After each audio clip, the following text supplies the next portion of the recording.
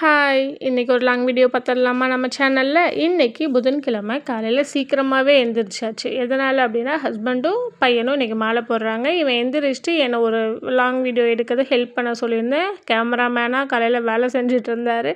அப்போ இந்த கழுகு எடுத்துட்டு இருந்தான். அது எடுத்த உடனே கொஞ்சம் விடிய ஆரம்பிச்சோனே அது பறக்க ஆரம்பிச்சிருச்சு. சரி நான் ஹீட்டர் போட்டுட்டு அதுக்குள்ளே நம்ம வாசல் தெளித்து வந்துட்டு கோலம் போட்டுடலாம் அப்படின்ட்டு வாசல்லாம் கழுவி விட்டுட்டு இருந்தேன். இந்த காரை தான் என்னோடய வாசல். இப்போ கொஞ்சம் நல்லா பெருசாக இருக்குது. இதுக்கு முன்னாடி நான் இருந்த வீட்டில் ரொம்ப சின்னதாக இருக்கும். சிம்பிளாக ஒரு கோலம் போட்டுடலாம். ஏன்னா முன்னாடி நாள் நேற்று விளக்கு வச்ச கோலமே இன்றைக்கி பார்த்துட்டு அவங்க மாலை போட போக வேண்டாம் அப்படின்ட்டு புதுசாகவே போட்டு சிம்பிளாக தான் போட்டேன்.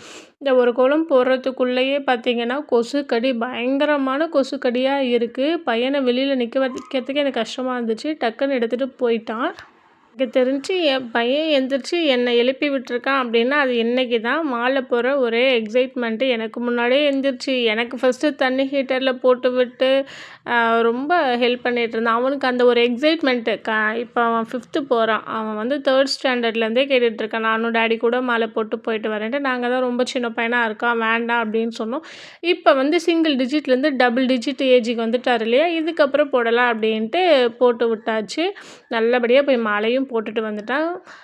ஈரமாக இருக்கிறதுனால கோலம் கொஞ்சம் அலைஞ்ச மாதிரி இருக்குது. அதை அழைச்சிட்டு போட வேண்டான்ட்டு அப்படியே விட்டுட்டேன். சரி ஈவினிங் நம்ம பார்த்துக்கலாம். இதுக்கப்புறம் நமக்கு என்ன வேலை, வீட்டை க்ளீனாக கோவில் மாதிரி பார்த்துக்கிறது தானே. அடுத்து குளிச்சுட்டு வந்தாச்சு. குளிச்சுட்டு வந்துட்டு ஃபஸ்ட்டு ஒரு காஃபி வச்சு குடிச்சிடலாம் அப்படின்ட்டு தான். இப்போ பால் பாக்கெட்டில் பார்த்திங்கன்னா கூட அந்த எஸ்ஐஆர் ஃபார்மோட அந்த நோட்டிஃபிகேஷன்லாம் போட ஆரம்பிச்சிட்டாங்க.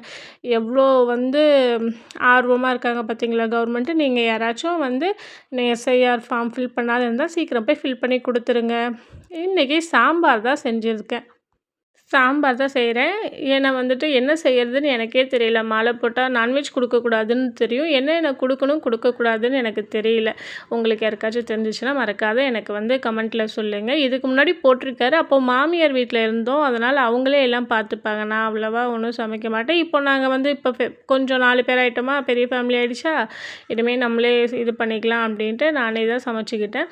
ஃபஸ்ட்டு ஸ்வீட் ஏதாச்சும் பிரசாதம் செய்யணும் சாமிக்குன்னு சொன்னாங்க. அதனால் பாயாசமாக செஞ்சுட்டேன். பொங்கல் வேண்டாம் அப்படின்ட்டு சொல்லிட்டாங்க. அடுத்து 7:30க்கெலாம் லன்ச்சு பிரேக்ஃபாஸ்ட் எல்லாமே ஓவர். சாம்பார் வச்சாச்சு, பாயாசமும் ஆல்மோஸ்ட் ரெடி ஆகிடுச்சு, சாப்பாடும் வடிச்சிட்டேன். பொரியல் மட்டும்தான் செய்யலை. பீன்ஸ் கட் பண்ணி வச்சேன். ஆனால் சின்னவனை ரெடி பண்ணுறதுக்கு கொஞ்சம் டைம் ஆகிடுச்சு. அவன் நானும் மாலை போடுறேன் அப்படின்ட்டு சொல்லிவிட்டு ரொம்ப சேட்டை பண்ணிட்டு இருந்தான். அவனுக்கு சொல்லி புரிய வைக்கிறதுக்கே டைம் ஆகிடுச்சு. அதனால் சமைக்கல. துணியும் அவங்க ஸ்கூல் போனவுடனே துவைச்சி போட்டாச்சு. துவைச்சி அழகாக வெயிலில் காய வச்சாச்சு. அடுத்து கொஞ்சம் போஸ்ட் ஆஃபீஸ் போகிற வேலை இருந்துச்சு. அது போயிட்டு பார்த்தா கிச்சன் ஓரளவுக்கு நீட்டாக தான் இருந்தது. அடுத்து நேற்று வச்சு குழம்பு கொஞ்சம் மீதி இருந்தது. அப்புறமா சாம்பார் இவ்வளோ இருக்குது. மதிய சாப்பாடு பார்த்திங்கன்னா ஹஸ்பண்ட் சாப்பிட்டாரு. பாயாசம் கொஞ்சம் இருக்குது. நாத்தனார் ஆஃபீஸ் போயிருக்காங்க. அவங்களுக்கு கொடுத்தோம் அப்படின்னா சரியாயிடும்.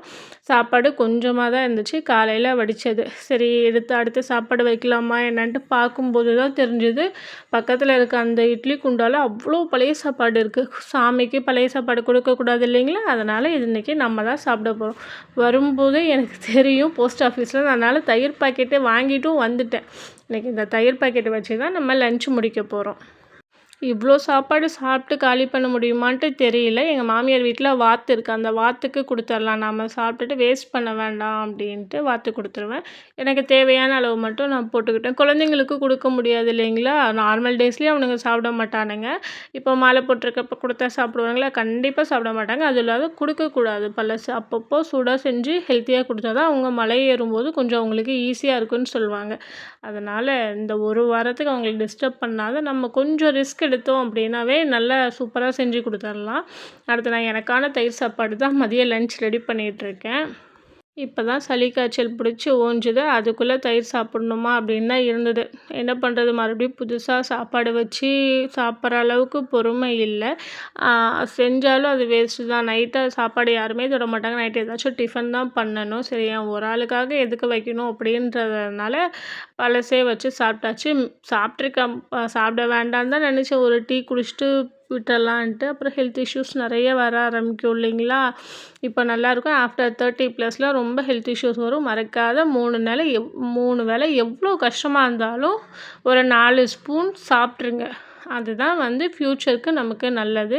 நம்ம இல்லை அப்படின்னா நம்ம குழந்தைங்கள யாருமே பார்த்துக்க மாட்டாங்க. நமக்காக இல்லைனாலும் நம்ம குழந்தைங்களுக்காக சாப்பிட்டு தான் ஆகணும். வேறு வழியே இல்லை. ஓகே. அடுத்து பார்த்தீங்கன்னா, தயிர் சாப்பாடு ஆல்மோஸ்ட் ரெடி ஆயிடுச்சு. தயிர் சாப்பாடுலாம் ரெடி ஆகிறதுக்கு ரொம்ப நேரம்லாம் ஆகாது. சும்மா தயிர போட்டோமா, சால்ட்டு போட்டோமா, மிக்ஸ் பண்ணோமா முடிஞ்சுது. ஆனால் பார்க்கறதுக்கு எனக்கு கொஞ்சம் ப்ளைனாக இருக்க மாதிரியே இருந்துச்சு. சாப்பிட்றதுக்கு ஓகேவா இல்லை. சரி, இதுக்கு மேலே நம்ம டெக்கரேஷன் பண்ணிக்கலாம் அப்படின்ட்டு தாளித்து கொட்டியாச்சு. பார்த்தீங்களா, எம்ப்டியாக இருக்குது. இது பார்க்கறதுக்கு ஒரு மாதிரி தானே இருக்குது. இதுக்கப்புறம் பாருங்கள், நம்ம அதுக்கு வந்து மேக்கப் பண்ண போகிறோம்.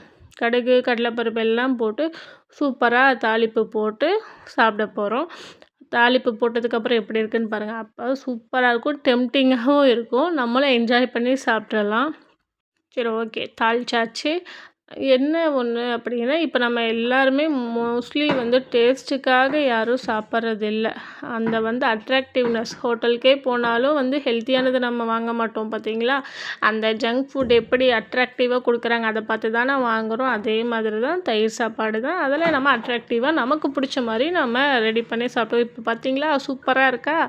அதுதான் first impression is the best இம்ப்ரெஷன்னு சொல்லுவாங்க. அதே மாதிரி நேற்று வச்ச தட்டைப்பயிறு குழம்பு கொஞ்சம் இருக்குது. அது சூடு பண்ண கூட்டு மாதிரி ஆயிடுச்சு. இப்போ தான் டேஸ்ட்டும் சூப்பராக இருந்தது. அது கொஞ்சம் எடுத்து வச்சாச்சு. நான் எல்லாத்துலேயுமே கொஞ்சம் எண்ணெய் அதிகமாக தான் சேர்த்துக்கிறேன். அது எனக்கே தெரியுது. போக போக கொஞ்சம் கம்மி பண்ணிக்கிறோம். என்னதான் இருந்தாலும் தயிர் சாப்பாட்டுக்கு அந்த ஊறுகாய்க்கு இருக்கிற காம்பினேஷன் மாதிரி வேறு எதாலேயும் வந்து டஃப் கொடுக்கவே முடியாது.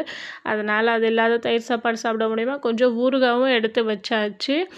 இப்போ பாருங்கள், சூப்பரான ஒரு லன்ச் பிளேட் நமக்கு ரெடி ஆகிடுச்சு. இதை வந்து ஜாலியாக ஃபோனில் ரீல்ஸ் பார்த்துட்டே சாப்பிட்டு முடிச்சுட்டு கிச்சனையும் நீட்டாக க்ளீன் பண்ணிட்டேன். இப்போவே கையோடு க்ளீன் பண்ணிட்டோம்னா வேலை முடியும். அது இல்லாத மாலை போட்ட வீட்டில் அழுக்கு பாத்திரம் ஃபஸ்ட்டு சேர்க்கவே கூடாது. அதுதான் எங்கள் அம்மா எனக்கு ஃபஸ்ட்டு சொன்னது.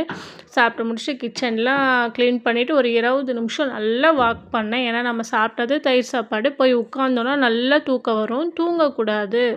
தூங்கணும் அப்படின்னா ஆல்ரெடி தலைக்கும் குளிக்கிறோம், சீக்கிரமாகவே எந்திரிக்கிறோம், ப்ளஸ் லன்ச்சுக்கு கர்ட் ரைஸும் சாப்பிட்றோங்கிறப்ப நல்ல சளி பிடிக்கும், உடம்புக்கு ஒத்துக்காது. ஸோ தூங்க